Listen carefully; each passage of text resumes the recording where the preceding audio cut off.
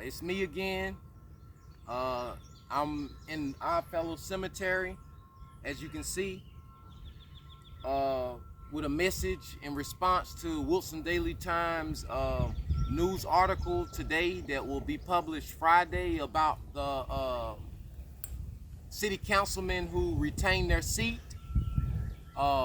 First and foremost, Mr. Tom Fowle did not have a candidate to run against. So we do not know what he stand upon. We know he's a Republican, and the Wilson City Council is supposed to be nonpartisan when it comes to, officiating those duties. But Mr. Tom, in my opinion, will not show any type of leadership.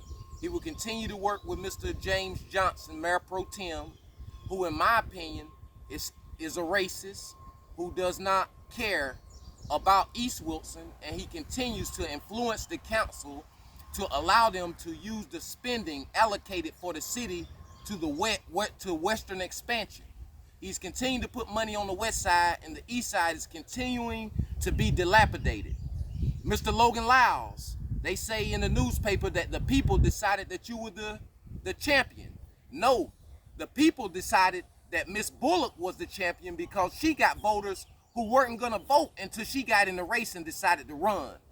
They are tired of Mr. Logan Lyles and 5 Points. 5 Points looks like a war zone. All the dilapidated houses, it looked like it could be a destroyed city in Iraq. And he's saying that the people want him to stay in office and is satisfied with his performance. When you can go to his district and look how dilapidated it looks, how much of an eyesore, how socially disgusting it looks for people to inhabit there.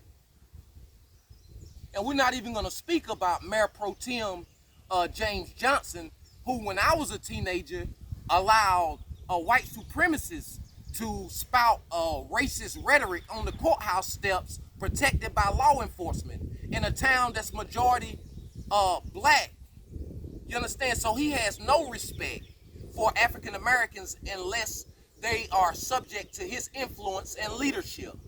And as far as the Wilson Daily Times is concerned, in my opinion, because they will try to sue a person like me who has no money for slander, but I can give my opinion just like they can have an opinion section in the newspaper. In my opinion, Wilson Daily Times is the most biased newspaper to ever exist in a small town. It's Republican. It continues to publish Republican rhetoric. You understand? They continue to be divisive to the point where they have refused to publish a statement made by someone in the Board of Elections because it didn't suit them trying to support Mr. Logan Lyles.